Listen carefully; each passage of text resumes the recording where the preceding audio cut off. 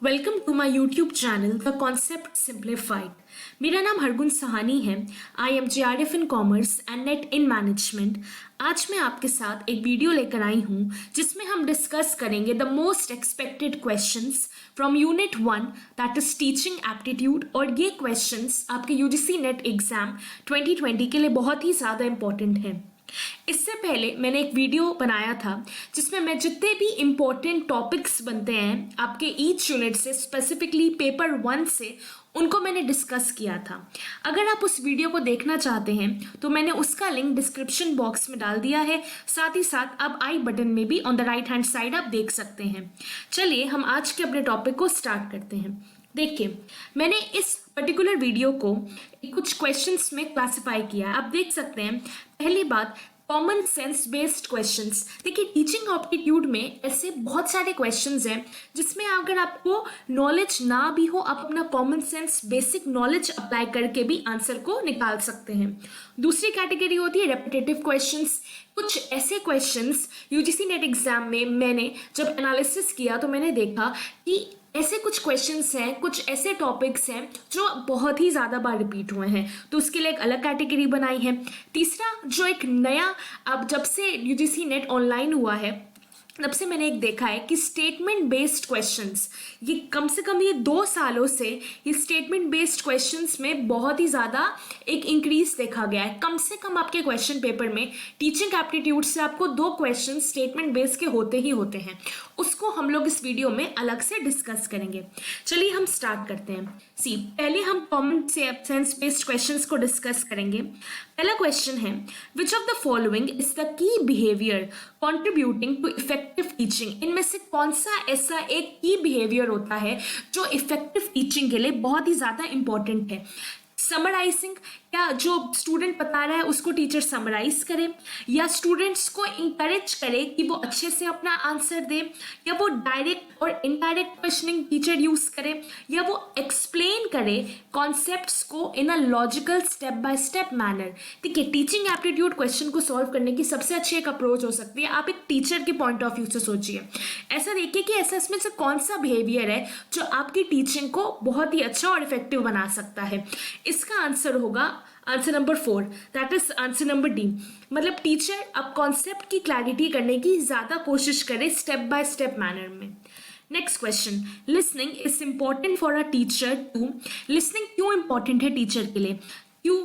पहला ऑप्शन, क्या वो एड्रेस कर सके जो भी अपने लर्नर्स हैं, उनकी रिक्वायरमेंट है जो वो लर्नर्स वांट करते हैं। अगर लर्नर्स को नहीं कोई टॉपिक समझ आ रहा तो लर्नर्स की रिक्वायरमेंट के अकॉर्डिंग टीचर लिसनिंग अगर टीचर करे तो उनकी प्रॉब्लम्स को सॉल्व कर सकता है। सेकंड, नॉलेज गेन करने के लिए। थर्ड, लर्नर्स को एक अच्छे गुड ह्यूमर या गुड अच्छे माहौल में रखने के लिए। Fourth, evaluate the learner for the progress made, मतलब कि वो टीचर बच्चों को सुने और देखे कितनी बच्चों ने प्रोग्रेस करी है, कितना उनको समझ आया है। देखिए, अगर आप एक टीचर हैं, आपके लिए सबसे प्रायोरिटी ये होगी कि बच्चे जो रिक्वायरमेंट करें, मतलब बच्चों को क्या नीड है, क्या उनको टॉपिक समझ आ रहा है, नहीं, क्या उनको कुछ प्रॉब्लम है, जैसे वो चाह रहे पढ़ाना। अगर आप तेज पढ़ा रहे तो स्लो पढ़ाएं, स्लो पढ़ा रहे तो तेज है, और एग्जाम्पल्स दे के पढ़ाएं। तो हमेशा टीचर की यही इंपॉर्टेंस होती है कि वो लिसनिंग पे फोकस करे बच्चों को, ताकि वो समझ पाए कि क्या उनकी रिक्वायरमेंट के हिसाब से वो एक्ट कर रहा है या नहीं। इसलिए हमारा होगा answer 1। Third, effectiveness of teaching has to be judged in terms of. एक टीचर की इफेक्टिवनेस, उसकी टीचिंग आप कैसे जज कर सकते हैं कि क्या उसने इफेक्टिवली बच्चों को पढ़ाया है या नहीं। कोर्स कवरेज से, कितना कोर्स कवर कर लिया, बच्चों का क्या इंटरेस्ट है उससे, या क्या लर्निंग आउटकम्स रहे हैं स्टूडेंट्स के। कहने का मतलब है कि जब एग्जाम हुआ है क्या बच्चे उसमें सफल रहे हैं। Fourth, use of teaching ads, जो टीचर्स क्लास में टीचिंग एड्स यूज करते हैं, जैसे ब्लैक बोर्ड्स, स्मार्ट बोर्ड्स हो गए या डायग्राम्स हो गए, तो आप कैसे जज कर सकते हैं इसमें से कि एक टीचर ने इफेक्टिवली पढ़ाया है। देखिए, अगर आप पहले क्वेश्चन को देखेंगे तो ऐसा लगेगा कि चारों के चारों आंसर तो सही है। सही बात है, कहीं ना कहीं ये चारों के आंसर कहीं ना कहीं सही है, लेकिन इन सब में से सबसे सही आंसर कौन सा है? इफेक्टिवनेस। देखिए, टीचर की जो इफेक्टिवनेस है कब चेक होगी? जब उसका टेस्ट होगा। टेस्ट होता किसका है? बच्चों का। अगर वो टेस्ट में बच्चे अच्छा परफॉर्म कर रहे हैं तो आप ये कह सकते हैं कि टीचर ने अपनी रिस्पॉन्सिबिलिटी अच्छे से निभाई और अच्छा पढ़ाया बच्चों को। इसीलिए यहाँ पे जो आंसर बनेगा that will be your answer number learning, answer number 3, that is learning outcomes of students which is the most important when you are checking effectiveness of teaching. Question number 4. In teaching learning context, results of an evaluation are useful to teacher in various ways. Which is the most important use for a teacher? देखिए यहाँ पे ये question पूछ रहा है, जब भी जो इवैल्यूएशन के जो रिजल्ट हो, जब कोई बच्चों का टेस्ट लेते हैं तो जो उससे रिजल्ट आते हैं वो टीचर के लिए बहुत इंपॉर्टेंट होते हैं. इस सब सारे ऑप्शंस में से सबसे ज़्यादा इंपॉर्टेंस किस वाले ऑप्शन की होगी? क्या टीचर डिसाइड करे placement of students in other institutions? Second, वो प्लानिंग इंस्ट्रक्शन अपना प्रिपेयर कर सके और देख सके क्या इफेक्टिवनेस रही है उसकी टीचिंग स्ट्रैटेजीज की. Third, to identify home influence on students, मतलब कि घर पे बच्चों पे क्या असर, घर में माहौल से क्या फ़र्क पड़ रहा है. Fourth, getting information about students study interest, students की स्टडी इंटरेस्ट के बारे में वो इन्फॉर्मेशन गेन कर सके. क्या रिजल्ट इसके लिए काम आएंगे? नहीं. देखिए अभी हमने अपने प्रीवियस क्वेश्चन में देखा कि हम इफेक्टिवनेस ऑफ टीचिंग को कैसे माप रहे थे, कैसे उसको मेजर कर रहे थे. ये देख रहे थे कि जो लर्निंग आउटकम है स्टूडेंट्स का वो कैसा है. तो यहाँ पे भी आपका आंसर बनेगा आंसर नंबर 2 बाय, बिकॉज यहाँ पे भी ये देखा जा रहा है कि जो टीचर जो है, जो भी उसको इवैल्यूएशन का रिजल्ट आया है उसको वो यूज़ करेगा, इसलिए अपने फर्दर इंस्ट्रक्शंस को प्लान करने के लिए और जानने के लिए कि उसकी इफेक्टिवनेस ऑफ टीचिंग स्ट्रैटेजीज अभी तक रही है या नहीं है. देखिए हमें यहाँ से एक ही क्वेश्चन से हमें समझ आ गया कि मतलब अगर आपको इफेक्टिवनेस ऑफ टीचिंग देखनी है तो अब लर्निंग आउटकम देखिए, ठीक. और अगर बच्चों का इवैल्यूएशन जब आप करते हैं जो कि उनका लर्निंग आउटकम होता है वो सबसे ज़्यादा किस चीज़ के लिए यूज़ होता है? टीचर देख सकता है कि क्या बच्चों का जो रिजल्ट आया, इवैल्यूएशन आया, क्या उसकी जो टीचिंग स्ट्रैटेजी थी वो इफेक्टिव रही या नहीं रही. इसलिए हमारा आंसर होगा answer number 2. Now next is question number 6. John Dewey explained school as an dash institution and education as a dash process. John Dewey ने कहा, देखिए ऑप्शंस क्या हैं कि उन्होंने क्या कहा कि क्या स्कूल एक सोशल इंस्टीट्यूशन है या फिलोसफिकल, और एजुकेशन एक फिलोसफिकल प्रोसेस है, या स्कूल जो आपका है वो एक इन्वायरमेंटल इंस्टीट्यूशन है और जो एजुकेशन है साइकोलॉजिकल प्रोसेस है. Third, economical institution and education is a philosophical process, और your school is a social institution and your education is a social process. देखिए इतना तो हम सबको कॉमन सेंस से इन ऑप्शंस में से हम देख ही सकते हैं कि जो स्कूल होता है वो एक सोशल इंस्टीट्यूशन होता है जहाँ पे हर लेवल के, हर बैकग्राउंड के बच्चे पढ़ते हैं और एजुकेशन को गेन करते हैं. तो option number 1 and option number 4 में से ही आपका कोई आंसर होगा. अब बात आती है एजुकेशन क्या है. एजुकेशन एक फिलोसफिकल प्रोसेस है या एक सोशल प्रोसेस है? देखिए एजुकेशन भी एक सोशल प्रोसेस है और स्कूल भी एक सोशल इंस्टीट्यूशन है. ऐसा क्यों? जॉन डुई ने कहा था कि जो आपका स्कूल होता है वो सोशल इंस्टीट्यूशन है. एजुकेशन जो होती है it is for your growth. Education का जो रोल होता है हम इंसानों की लाइफ में, it is for their growth. और एजुकेशन सिर्फ आपकी लाइफ को और अच्छा करने में, उसको और इम्प्रूव करने में ही काम नहीं आती, लेकिन एजुकेशन ही आपकी लाइफ बन जाती है. तो इस प्रोसेस से जॉन डुई ने समझाया कि एजुकेशन को एक सोशल प्रोसेस के लिए लेना चाहिए क्योंकि ये एक सोसाइटी के लिए काम करती है. जो एजुकेशन के ही वजह से जो आने वाली पीढ़ी है, जो हमारा कल का फ्यूचर होने वाला है, वो बनते हैं. दैट इज वाई यहाँ पे आंसर होगा answer number 4. That is education is school is a social institution and education is a social process. Now question number 6. The following teaching aids can be used by a teacher in the classroom as a live interactive device. देखिए आजकल बहुत सारी online teaching हो रही है. मैं जानती हूँ यहाँ पे बहुत सारे लोग होंगे जो ऑलरेडी उसमें पढ़ रहे होंगे या तो वहाँ पढ़ा रहे होंगे. तो इसमें से पूछा गया कि जब आपकी ऑनलाइन टीचिंग होती है तो उसमें से यहाँ पे कौन सा चीज़ अवेलेबल होती है, कौन से यहाँ पे जो आइटम्स डिवाइसेस मेंशन होते हैं. पहला ईमेल. क्या जब आप ईमेल की रिक्वायरमेंट होती है? नहीं. स्काइप हाँ, स्काइप जैसे कि गूगल क्लासरूम्स हो गए या जूम हो गया, ऐसे कोई भी आपका प्लेटफॉर्म होता है जहाँ पे टीचिंग होती है। ऑनलाइन चैट, यस, उसमें आप देखते होंगे कि एक चैट बॉक्स का ऑप्शन है जहाँ पे स्टूडेंट्स अपनी क्वेरी डाल सकते हैं। टेली कॉन्फ्रेंसिंग, यस, यहाँ पे आप देख सकते हैं, मैंने एक डायग्राम दिया है। टेली कॉन्फ्रेंसिंग कैसे होती है आप सबको पता है, आप टेलीफोन के थ्रू या ऐसे किसी डिवाइस के थ्रू आप कॉल करते हैं, वहाँ पे बहुत सारे लोग इकट्ठा होकर कॉन्फ्रेंसिंग करते हैं। देखिए ये होती है teleconferencing. Facebook, no, Facebook नहीं यूज होती ऑनलाइन टीचिंग में, ना ही ब्लॉग। तो यहाँ पे आप देख सकते हैं 2, 3 and 4 and 2 and 3 and 4 आपका option number 2 is the correct answer. This is your correct answer. Now अब आती है कैटेगरी 2, जो बहुत ही रेपिटेटिव क्वेश्चंस आज तक एग्जाम में पूछे गए हैं, उसको डिस्कस करेंगे हम लोग। सबसे पहले, the performance of a student is compared with another student in which type of testing. देखिए रेपिटेटिव क्वेश्चंस में जब मैं पढ़ रही थी, एनालिसिस कर रही थी, मैंने देखा था जो इवैल्यूएशन है, या आप उसको असेसमेंट भी कह सकते हैं स्टूडेंट्स का, या आप उसको टेस्टिंग कह सकते हैं, इससे कम से कम 10 नहीं, कम से कम 15 से 20 क्वेश्चंस रिसेंटली, मैं पुराने पेपर्स की बात नहीं कर रही, उसमें मुझे दिखे थे। बहुत ही ज़्यादा इवैल्यूएशन एक इंपॉर्टेंट टॉपिक है। अगर आपने अभी तक नहीं पढ़ा है तो प्लीज़ इसको पढ़ लीजिए। इसमें से बहुत क्वेश्चंस यूजीसी नेट में पूछे जा चुके हैं। ठीक, यहाँ पे इस क्वेश्चन को आंसर करने से पहले मैं आपको ब्रीफ कर दूंगी कि ये जो जितनी भी टाइप की टेस्टिंग या इवैल्यूएशन दी है, इसका मतलब क्या है। देखिए क्राइटेरियन रेफरेंस्ड टेस्टिंग में आपको मतलब समझ आ रहा है। क्राइटेरियन देख रहे हैं, क्राइटेरियन का मतलब है क्राइटेरिया, एक पैरामीटर, एक एरिया दिया जाता है, उसके बेसिस पे बच्चे को टेस्ट किया जाता है। जैसे कि फॉर एग्जाम्पल हमने बच्चों का टेस्ट किया उनकी एकेडमिक नॉलेज पे, या बच्चों का टेस्ट किया उनकी करिकुलर एक्टिविटीज़ पे, तो आपने एक क्राइटेरिया दे दिया, तो ये होती है criteria testing. Second is diagnostic testing. Diagnostic testing basically जो स्टूडेंट्स को प्रॉब्लम्स आ रही होती है, जो लर्नर्स को डिफिकल्टी आ रही होती है पढ़ने में, या उनको कोई टॉपिक नहीं समझ आ रहा, या उनको कोई और प्रॉब्लम आ रही होती है कॉन्सेप्ट समझने में, उसका डायग्नोसिस किया जाता है। जैसे डॉक्टर आपका टेस्ट के थ्रू आपके वो डायग्नोसिस करता है कि इनको क्या बीमारी है किसी को या नहीं, वैसे ही टीचर टेस्ट के थ्रू, किसके टेस्ट के थ्रू, डायग्नोसिस टेस्ट के थ्रू ये देखता है कि क्या इस स्टूडेंट को क्या डिफिकल्टी आ रही है। थर्ड होता है समेटिव टेस्टिंग। समेटिव टेस्टिंग को आप यहां से देख सकते हैं। समेटिव मतलब है समरी। समरी कब आती है, समरी आती है आपके एंड में, चैप्टर के एंड में हमेशा समरी दी होती है। यहीं से आप समझिए समेटिंग टेस्टिंग वो टेस्टिंग होती है जो एट द लास्ट टाइम और 1 टाइम टेस्ट होता है। जैसे आप लर्नर्स का जो फाइनल ईयर एग्जाम्स होते हैं, या जो आजकल बहुत बोला जा रहा है स्टूडेंट्स के फाइनल ईयर एग्जाम्स होने हैं, इसको बोला जाता है summative testing 1 point of time पे। ठीक, फोर्थ यहाँ पे है नॉर्म रेफरेंस्ड टेस्टिंग।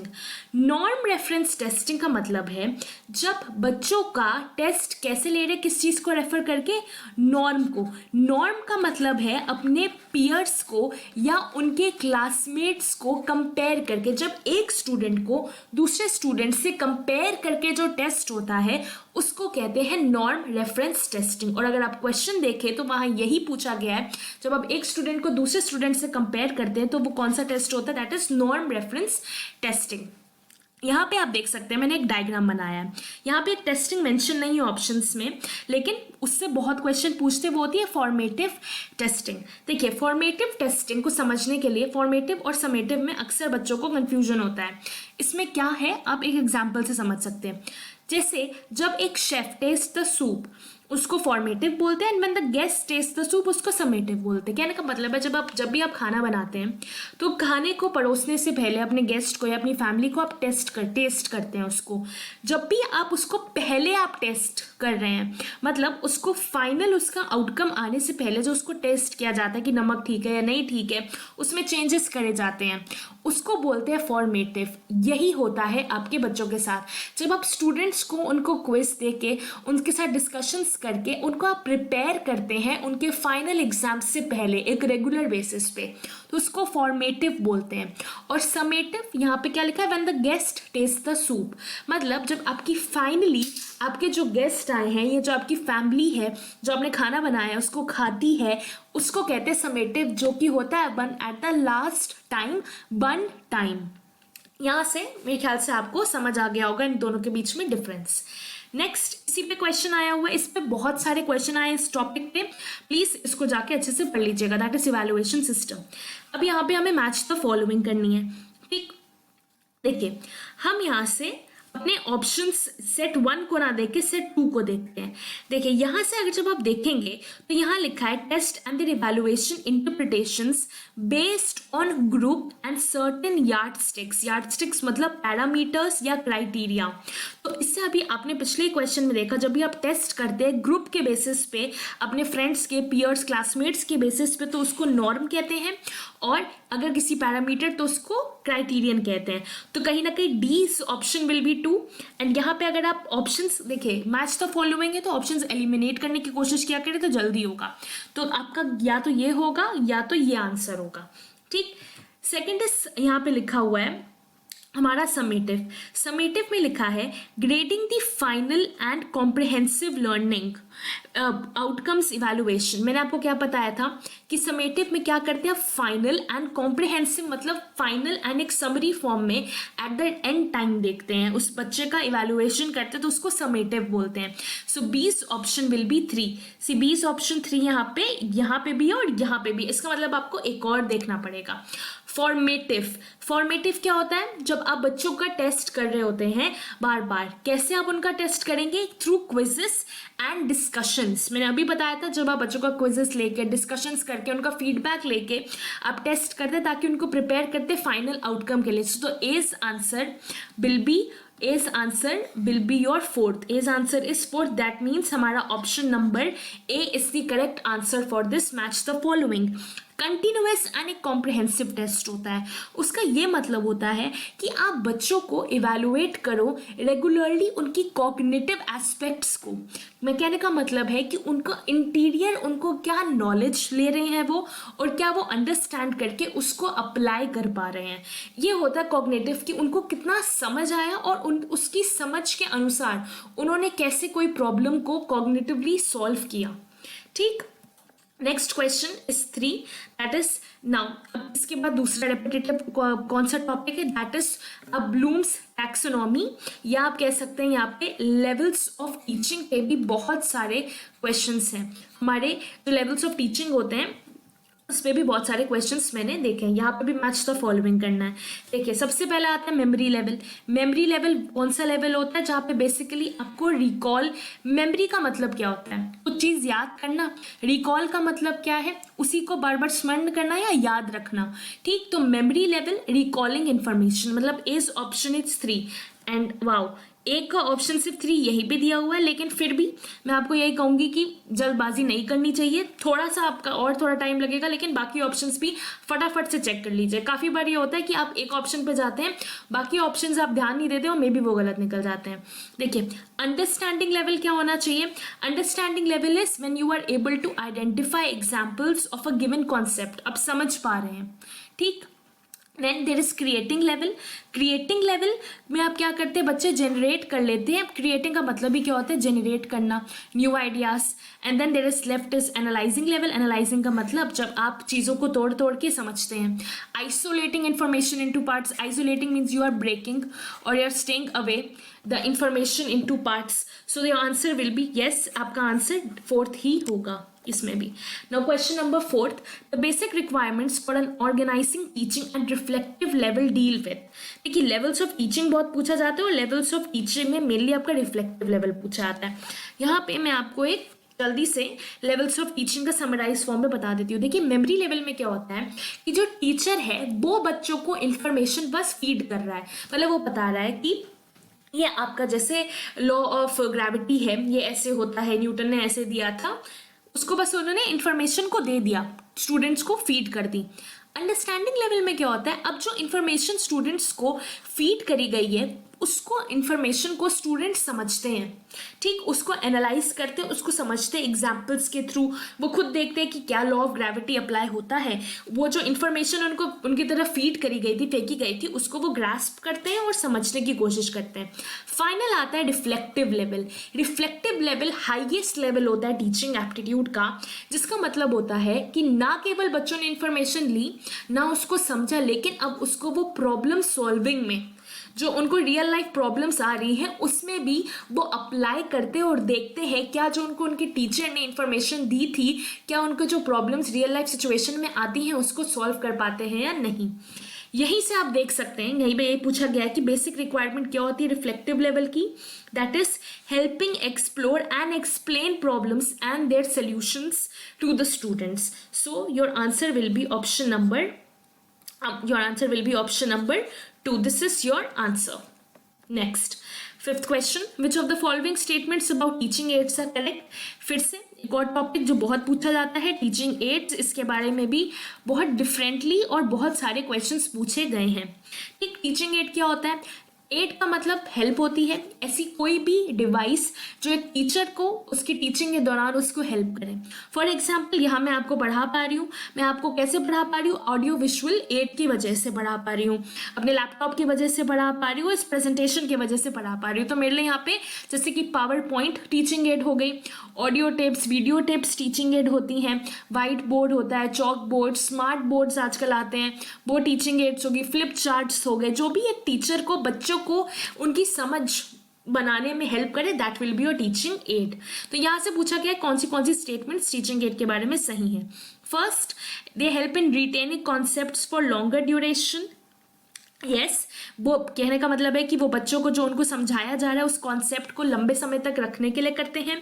दूसरा, स्टूडेंट्स को हेल्प करते जल्दी से वो समझ पाए। तीसरा, जो पढ़ाने का जो प्रोसेस है टीचिंग का उसको इंटरेस्टिंग बनाते हैं। यस, क्योंकि टीचर्स बहुत सारे ग्राफिक्स की, एग्जाम्पल्स की और टूल्स की हेल्प ले सकते हैं। Third, they enhance rote learning. No, teaching aids में कभी भी ऐसा नहीं है कि बच्चों को रटवाया जाता है, नहीं। तो आपका ABC सही है, तो आप यहाँ देख लीजिए, आपका option number C will be correct, A, B and C. Next, which teaching aids enhance skills like reading, listening and pronunciation? कौन से ऐसी टीचिंग एड है जो रीडिंग, लिसनिंग एंड प्रोनाउंसिएशन को उनको इम्प्रूव करते हैं? देखिए ऑप्शन से ही आप आराम से मेक आउट कर सकते हैं। ऑडियो में ही आपका लिसनिंग एंड प्रोनाउंसिएशन कवर हो जाता है। एंड लिंगुअल, जो कि देखिए ऑडियो लिंगुअल टीचिंग एड से यहाँ पे आंसर होगा। और क्यों आंसर होगा? देखिए ऑडियो लिंगुअल टीचिंग एड से आप सोच रहे होंगे कहाँ यूज होता है। जब भी कोई नई फॉरेन लैंग्वेज सिखाई जाती है, जैसे कि जापानीज। ठीक, अगर मेरे सामने एक टीचर है, वो जापानीज समझा रहा है, पढ़ा रहा है, तो वो कैसे पढ़ाएगा? जैसे जापानीज में अपने कुछ अल्फ़ाबेट्स होते होंगे, जैसे उसने कोई अल्फ़ाबेट कुछ लिखा, ठीक, जापानीज़ का, ठीक, उसके बाद वो लिखेगा ब्लैक बोर्ड में, स्टूडेंट्स उसको रीड कर सकते हैं। साथ ही साथ वो सिर्फ लिखेगा नहीं, वो उस अल्फ़ाबेट को प्रोनाउंस करने का तरीका भी बताएगा, उनको बार बार रिपीट कराएगा। कि जैसे कि जब हम ABCD सीखते थे बचपन में, तो हम लोग टीचर्स के पीछे बार बार ABCD, कैट, बैट, रैट बोलते थे, ताकि हमें उसकी प्रोनाउंसिएशन आए, हम समझ पाएँ और उसको हम याद भी कर पाएँ। तो यहाँ पे आपका आंसर है option number 1। Now statement based questions बहुत ही ज़्यादा पॉपुलर क्वेश्चंस है आजकल, आपको हर एग्जाम में एटलीस्ट 2 तो आपको पेपर 1 में दिखे। यहाँ पे लिखा है कि ऐसे कौन से लर्नर कैरेक्टरिस्टिक्स हैं जो उसके कोर्स ऑफ स्टडी पे इम्पैक्ट डालेंगे। फर्स्ट कैरेक्टरिस्टिक लिखा है लर्नर्स कमिटमेंट। हाँ, जो जितना कमिटेड बच्चा होगा अपनी स्टडी के लिए उतना अच्छा होगा। जो उसका पेरेंट्स का इंटरेस्ट है लर्नर में, नहीं, ये इम्पैक्ट नहीं डालेगा उसकी कोर्स ऑफ स्टडी में। उसकी जो प्रायर नॉलेज है अपने कंसर्न सब्जेक्ट को लेके, हाँ, उसको पहले उस स्टडी के कितना ज़्यादा उसको मालूम है, उसकी स्किल क्या है उसके अंदर, ये भी इम्पैक्ट डालेगी। फैमिली साइज क्या है लर्नर का, उससे कोई फर्क नहीं पड़ता, ना ही फर्क पड़ता है कि सोशल इकोनॉमिक बैकग्राउंड क्या है। तो यहाँ पे आपको दिख रहा है 1, 3 एंड 4, और यहाँ पे हमें दिख रहा है कि हमारा option number 1 is the answer, that is 1, 3 and 4। Coming to question number 2। Question number 2 में पूछा है कि ऐसे कौन से फीचर्स या एट्रीब्यूट्स होते हैं जो यहाँ पे दिखाते हैं कि एक स्ट्रेंथ है टीचर की। पहला, full time active involvement in the institutional management. No, देखिए टीचर को कभी भी इसलिए रिक्रूट नहीं किया जाता कि जो इंस्टीट्यूशन जिसमें भी वो अपॉइंट किया गया है उसका जो मैनेजमेंट है या उसकी जो वर्किंग है, जो उसका क्लर्कियल जॉब है, उसको देके, वो स्टूडेंट्स के लिए इम्पॉर्टेंट होता है। ठीक है, ये तो नहीं होगा आपका ऑप्शन। अब यहीं से एलिमिनेट भी कर सकते हैं। आपका यहाँ पे देखिए ए यहाँ पे आ रहा है, ए यहाँ पे आ रहा है, यहाँ पे आ रहा है, सिर्फ ए यहाँ नहीं आ रहा, तो आपका जो आंसर होगा वो 2 होगा। ठीक, लेकिन फिर भी हम और बाकी स्टेटमेंट्स को ज़रूर पढ़ेंगे। ठीक, बी, सेटिंग एग्जाम्पल्स। हाँ, टीचर की स्ट्रेंथ है कि वो बच्चों के सामने अच्छा एग्जाम्पल सेट करे। तीसरा कि वो विलिंगनेस होगी वो और अजम्पशंस लगाए टेस्ट में, ये भी सही है। डी, अपनी मिस्टेक्स को एक्नॉलेज करे, अपने मिस्टेक्स को एक्सेप्ट करे और उसको इम्प्रूव करे। तो बी, सी एंड डी, यही हमारा आंसर नंबर 2। क्वेश्चन नंबर 3, ऐसे कौन से स्टेटमेंट्स जो बेस्ट डिस्क्राइब करते हैं जो नेचर एंड ऑब्जेक्टिव होता है टीचिंग का। पहला, teaching and learning are integrally related, yes very true. Then there is no difference between teaching and learning, नहीं, टीचिंग एंड लर्निंग में बहुत बड़ा डिफरेंस है। टीचिंग बेसिकली होता है जब आप स्टूडेंट्स को कराते हैं, लर्नर्स को कराते हैं उनके सब्जेक्ट नॉलेज के लिए। ट्रेनिंग में आप जब उनको जॉब ओरिएंटेड होती है, जैसे आपकी इंटर्नशिप ट्रेनिंग होती है, वर्क ट्रेनिंग होती है, तो वो एम्प्लॉयज़ के लिए ट्रेनिंग में वर्कशॉप प्रैक्टिकल नेचर की ज़्यादा होती है। तीसरा, concern of teaching is to ensure some kind of transformation. हर टीचर एम करता है कि जब भी वो अपने किसी स्टूडेंट्स को पढ़ाए तो उसमें कुछ एक पॉजिटिव चेंज आ सके, यस ये भी सही होगा।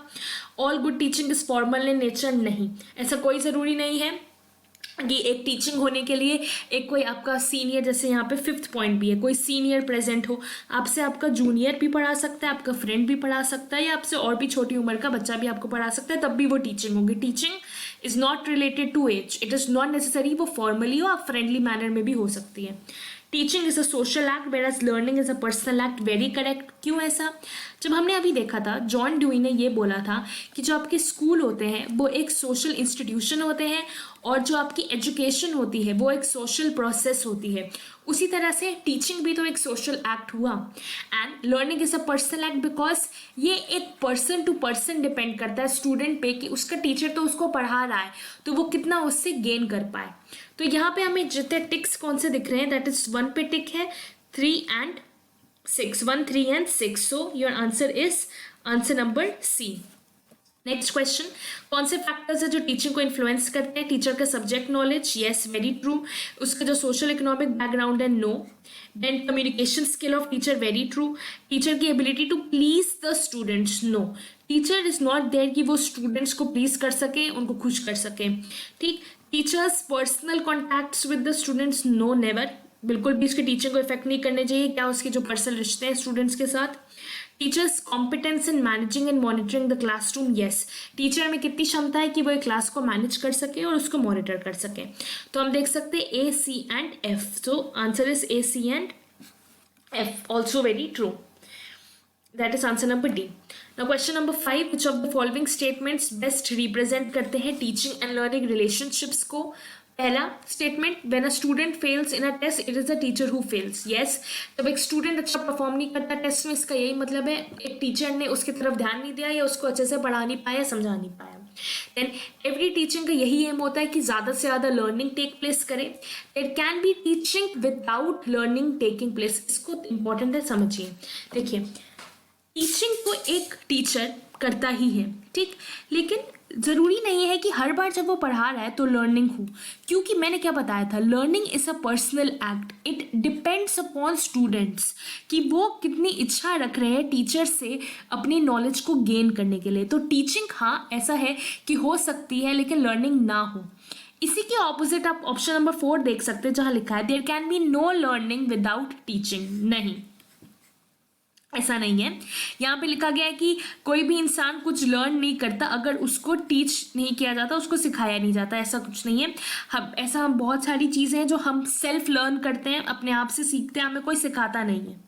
बहुत सारे एग्जाम्पल्स है, जैसे आप अपना, जैसे जो छोटे बच्चे होते हैं 2-3 साल के, आज तो सबको ही स्मार्टफोन चलाना आता है, आप खुद ही देख सकते हैं क्या उनको उनके पेरेंट्स से बैठ के स्मार्टफोन चलाना सिखाया नहीं होगा, वो खुद ही देख देख के सीख जाते हैं, ठीक। 4th option, a teacher teachers but learns also, very true. Teaching, देखिए, learning is a never ending process, life long process है, हमेशा ही चलता है। तो टीचर भी बहुत क्या कहते हैं, हमेशा ही जब वो पढ़ाता है वो सीखता भी है, ठीक। And real learning implies rote learning, नहीं, असल लर्निंग का मतलब रट्टा मारना नहीं होता है। तो आप यहाँ देख सकते हैं 1, 2, 3 and 5, तो 1, 2, 3 and 5, so answer is answer number D. 6th question, the main objectives of student evaluation of teachers. देखिए यहाँ थोड़ा ध्यान दीजिए, यहाँ पे जो हम इवैल्यूएशन नॉर्मल जो हम कह रहे थे कि रेपिटेटिव टॉपिक्स में से, यहाँ पे क्या लिखा है, स्टूडेंट्स इवैल्यूएशन ऑफ टीचर्स। अब टीचर स्टूडेंट को इवैल्यूएट नहीं, स्टूडेंट्स इवैल्यूएशन ऑफ टीचर्स भी होता है, मतलब स्टूडेंट्स भी फीडबैक देते हैं अपने टीचर्स को, वो कैसे हेल्प करता है। देखिए, क्यों? To gather information about students weakness नहीं। जब स्टूडेंट्स टीचर्स का इवैल्यूएशन कर रहे हैं तो वो कैसे स्टूडेंट्स की वीकनेस निकालेंगे? यहाँ तो टीचर्स की वीकनेस और उनके जो ट्रेड्स है उन पे बात होगी, तो ये नहीं है। To make teachers take teaching seriously, हाँ समवॉट येस, कि टीचर्स को रियलाइजेशन हो कि बच्चे उनको क्या मार्क्स दे रहे हैं और उसके वजह से उनको अपना टीचिंग स्टाइल चेंज करना चाहिए। Then next, to help teachers adopt innovative method. जैसे मैंने कहा कि अगर बच्चे चाहते हैं कि जिस तरीके से टीचर पढ़ा रहा है उसको वैसे नहीं दूसरे तरीके से पढ़ाना चाहिए और इनोवेशन लानी चाहिए, नए मेथड्स इंक्लूड करने चाहिए, एग्जाम्पल्स वगैरह, तो उनको उसमें भी हेल्प करेगा। To identify the areas of further improvement in teachers traits, हाँ टीचर को फर्दर अपनी टीचिंग स्किल्स को इम्प्रूव करने में हेल्प करें। So B, C and D, that is your answer becomes B, C and D, which is option number 2 again. Okay friends, ना यहाँ पे कुछ प्रैक्टिस टेस्ट के क्वेश्चंस लिखे हैं मैंने, इनके आंसर्स मैं आपको रिवील नहीं करूंगी। आपके एग्जाम्स राउंड द कॉर्नर है, मैं चाहती हूँ आप इन क्वेश्चंस को पढ़ें, वीडियो को पॉज करके एंड कमेंट सेक्शन में इनका आंसर दें। मैं नेक्स्ट डे आपको इनके आंसर्स रिवील करूंगी, उस कमेंट को मैं पिन कर दूंगी। प्लीज़ फ्रेंड्स, आप इसमें और एंगेजमेंट करें और इन क्वेश्चंस को आंसर करने की कोशिश करें। पहला क्वेश्चन है यहाँ पे जीन पियागेट है, उन्होंने कहा था कि कितने स्टेजेस होते हैं कॉग्निटिव डेवलपमेंट में, 2, 8, 6 एंड 4। एंड ये भी फ्रेंड्स, जब आप इन क्वेश्चंस के आंसर दे रहे हो, अगर आपको ना आ रहे हो तो उनको गूगल करें, ना आए तो उनके बारे में पढ़ लीजिए। यहीं पे आपने वीडियो देखी, आपने जितने क्वेश्चंस मैंने डिस्कस करे वो भी, प्लस ये प्रैक्टिस क्वेश्चंस भी आपके लिए तैयार हो जाएंगे। नेक्स्ट क्वेश्चन है, teacher intends to find the learning difficult. ऐसा कौन सा टेस्ट होता है जिसमें टीचर ये देखता है कि जो स्टूडेंट्स की लर्निंग डिफिकल्टीज हैं, उनको क्या प्रॉब्लम आ रही है पढ़ाई में, या उनको क्या प्रॉब्लम फेस कर रहे हैं, तो ऐसे इसके लिए कौन सा टेस्ट यूज होता है। थर्ड, इसमें से कौन सा लेवल नहीं है टीचिंग का, मेमोरी, अंडरस्टैंडिंग, रिफ्लेक्टिव डिफरेंशिएशन में कौन सा एक लेवल नहीं होता है टीचिंग का। Question number 4, from the list given below, learner के कैरेक्टरिस्टिक्स आइडेंटिफाई करने हैं हमें। ठीक, पहले कि क्या prior experience of learner help करता है, लर्नर का क्या फैमिली बैकग्राउंड है वो हेल्प करता है, एप्टीट्यूड क्या है लर्नर का, किस स्टेज ऑफ डेवलपमेंट में लर्नर, क्या उसकी फूड हैबिट्स एंड हॉबीज क्या वो भी पढ़ाई लिखाई से रिलेटेड है, उसके टीचर लर्निंग रिलेशनशिप से रिलेटेड है, लर्नर का क्या रिलीजियस एफिलिएशन है। यहाँ पे कोड्स दिए हैं, आप देख सकते हैं। आई होप आप इन सब को सॉल्व करेंगे और इसको कमेंट, इनका आंसर करेंगे कमेंट सेक्शन में। Thank you so much for watching. I hope आपको ये वीडियो पसंद आया हो। अगर वीडियो पसंद आए तो please like, share and subscribe and bell icon को ज़रूर टिक करिएगा ताकि आपको और नोटिफिकेशंस मिल सके। नेक्स्ट वीडियो में बनाऊंगी रिसर्च एप्टीट्यूड के ऊपर, ऐसा ही सिमिलर वीडियो होगा। All the best for your exams and always remember, never give up, you will succeed the exam definitely. Thank you.